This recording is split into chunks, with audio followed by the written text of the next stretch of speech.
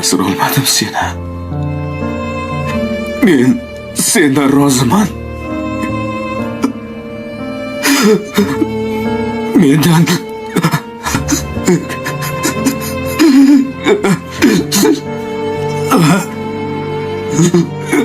rozi bo'l, onasi. Sensiz men endi qanday yashayman, Ra'no?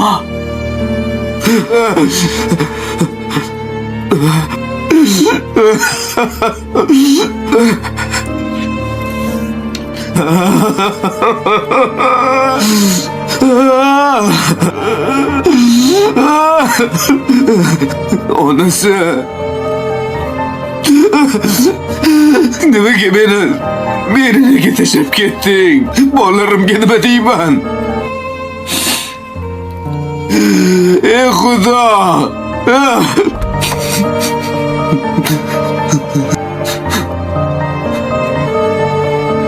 Aziz,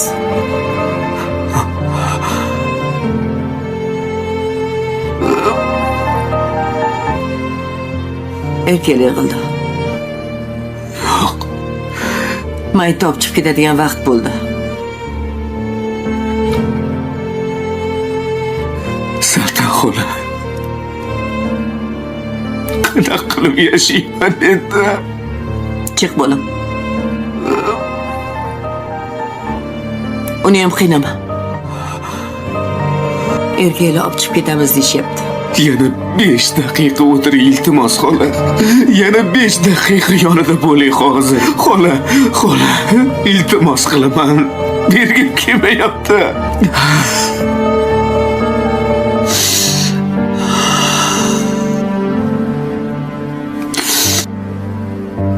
Aziz.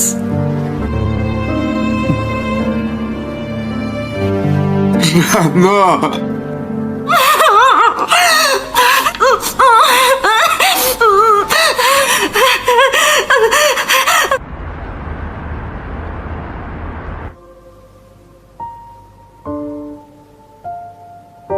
Aziz. Bo'ldi endi. Axir erkaksan. Bunday qilish yarashmaydi. Bolam. Sen kuchlisan-ku.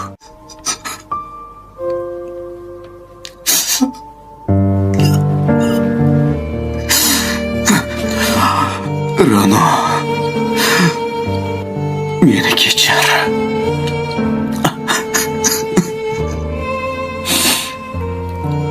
Asrolmadim seni.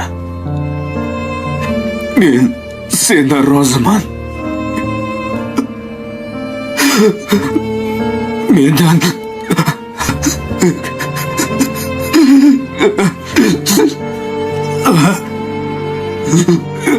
rozi bo'l, onasi. Sensiz men endi qanday yashayman, Ra'no?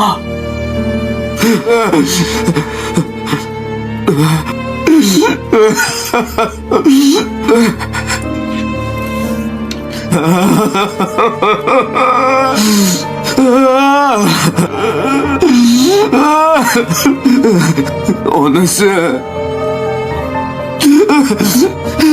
Nimaga meni nega tashlab ketding? Bolalarimga nima deyman? Ey Xudo!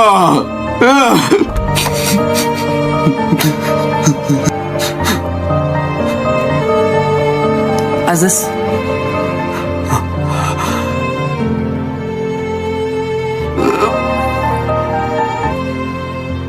Erkak yig'ildi.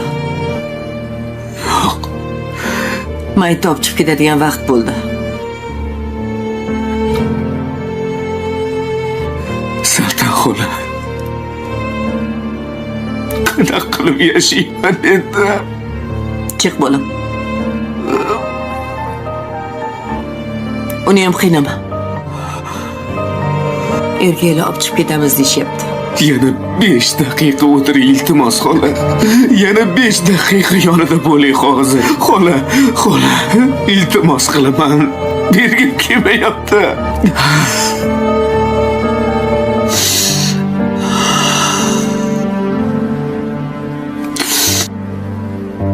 Orif olov bilan o'ynashib hech qachon yonmayman deb o'ylagan edi. Lekin 111-qismga kelib, u nafaqat yondi, balki o'zi qurgan jahannamning qoq o'rtasida qoldi. 110-qismdagi o'sha sirli xabardan keyin hamma Orifning qochishga joyi qolmaganini tushungan edi. Lekin u hali ham shaxmat o'ynayman deb o'ylayapti. Barnoning sukunati endi shunchaki xafalik emas, bu portlashdan oldingi sukunatdir. Orif esa xonada xuddi qopqonga tushgan kalamushdek u yoqdan bu yoqqa yugurib, Barnoning ko'zlariga tik qarashga harakat qilyapti. Nega u hali ham o'zini aybsizdek ko'rsatishga urinyapti?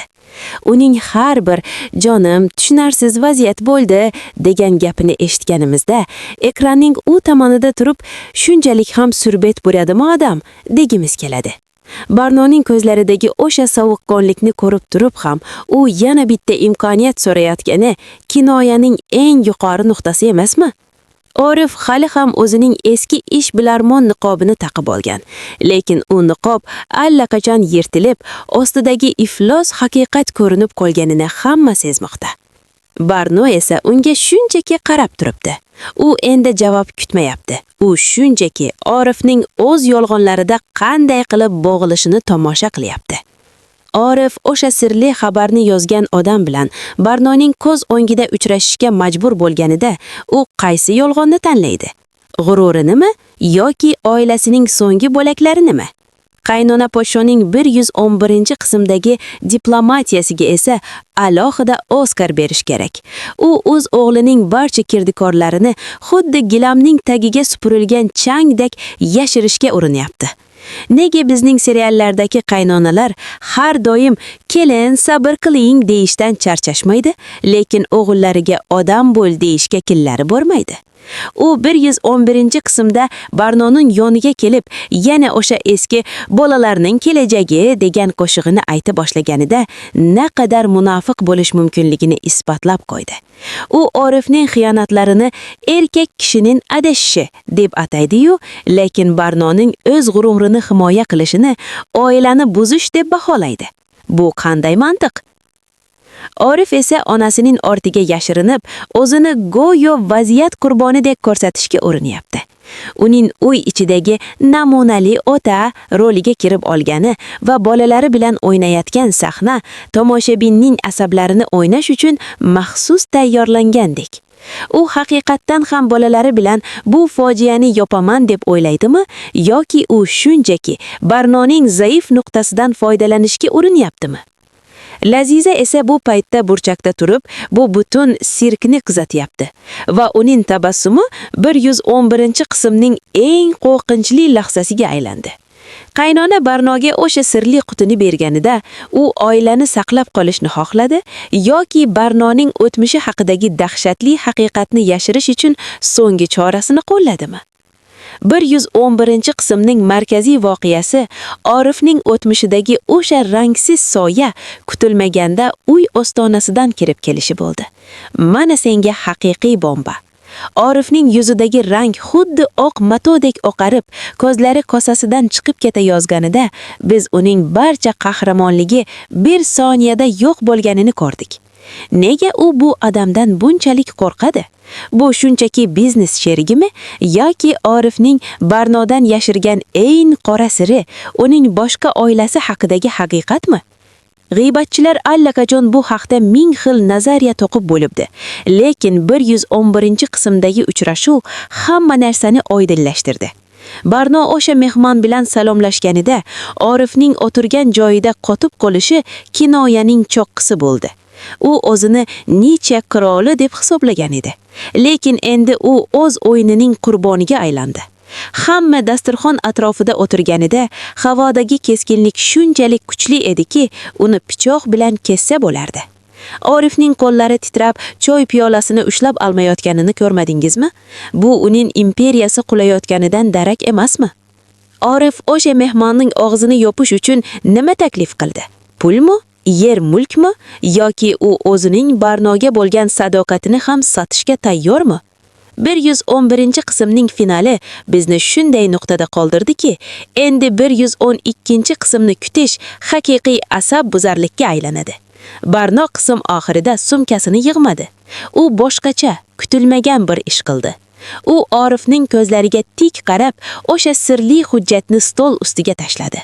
Orifning u yerdagi yozuvlarni o'qiganida paydo bo'lgan dahshat bu serialning eng go'zal lahzasi bo'ldi. Nega u shu paytgacha kutdi? U Orifning o'z oyog'i bilan tuzoqqa tushishini kutganmidi? Lazizaning qism oxiridagi telefondagi qo'ng'irog'i va uning hammasi tugadi degan so'zlari 112-qismda nafaqat Orifning, balki butun oilaning kuli ko'kka sovurilishidan darak bermayaptimi? Orif o'zining navbatdagi milliy yolg'onini to'qishga ulgurmasdan Barno eshikni ichkaridan qulflab qo'ydi. Bu endi ketish emas, bu o'sha yolg'onchi bilan hisob-kitob qilish vaqti kelganini bildiradi. Sizchi, sizningcha Orif bu vaziyatdan ham suvdan quruq chiqib keta oladimi yoki Barnoning bu safargi qasosi uning butun hayotini yo'qotadimi? Barno stol ustiga tashlagan hujjat aslida Orifning mol-mulki haqidami yoki uning butun umr yashirib kelgan jinoiy sherigi haqidagi dalilmi?